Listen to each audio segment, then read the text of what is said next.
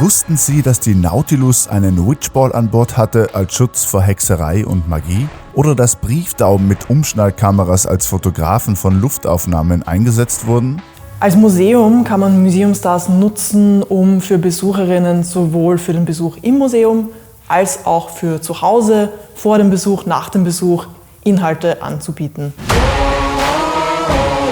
Warum Wissen nur in Museen erlernen, wo es doch so viel Spannendes zu entdecken gibt? Über die Museumstars-App kann man zu Hause, am Sofa, im Park, in der Schulklasse Museen und Themen entdecken, indem man Quiz-Challenges spielt. Das Naturhistorische Museum in Wien hat eine Challenge zu Sauriern und eine zu Meteoriten.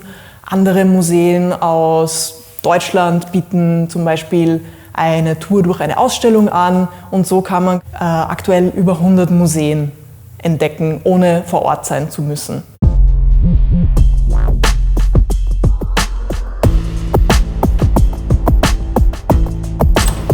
Yeah. Hallo.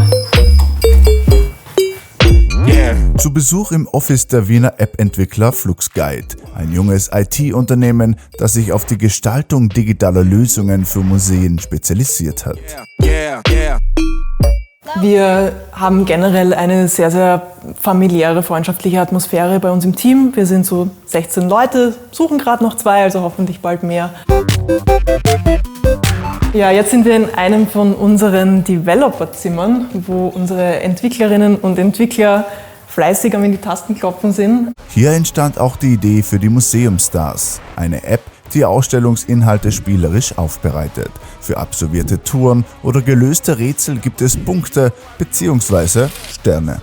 Wir denken das immer als holistisches Gesamterlebnis. Das heißt, App und Erlebnis vor Ort greifen ineinander und wir benutzen die App eigentlich so, dass sie die Besucherinnen eher noch mehr in die Ausstellung holt. Das heißt, dass wir auf bestimmte Sachen hinweisen, dass wir Hintergrund und Kontext geben.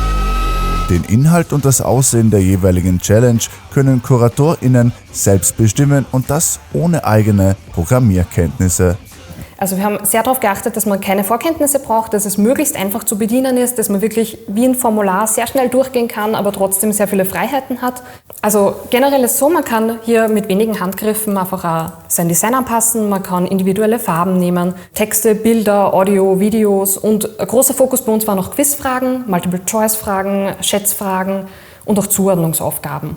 Nach 10 Jahren Erfahrung mit mehr als 100 vergleichbaren Projekten, etwa für das Kennedy Space Center, muss sich das Unternehmen heute nicht mehr erklären. In der Anfangszeit war das noch anders.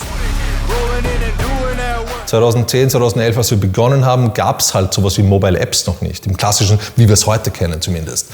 Also die Geschichte von unserem ersten Kunden ist dann natürlich prägend. Nach unserem stundenlangen quasi Präsentieren von all diesen Innovationen ist dann quasi das Resümee gewesen der Gegenseite. Zitat, wozu braucht man so ein Blödsinn?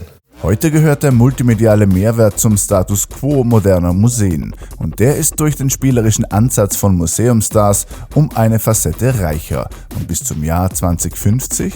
Ich glaube, ein Ding, das für jetzt 20, 30, 40 und auch für 50 gilt, ist, dass wir halt am Zahn der Zeit dabei bleiben. Dass wir diese Innovationssperrspitze, die uns ausmacht, dass wir die halten. Das ist eben das Unikum bei unserem Unternehmen. Wir leben davon, dass wir die innovativen Potenziale eben haben und uns quasi erarbeiten. Und das heißt im Endeffekt nichts anderes, dass man immer 2 Schritte eigentlich voraus sein muss, aber das ständig. Die Zukunft liegt also in den Sternen und die kann man dank der Museumstars auch selber sammeln.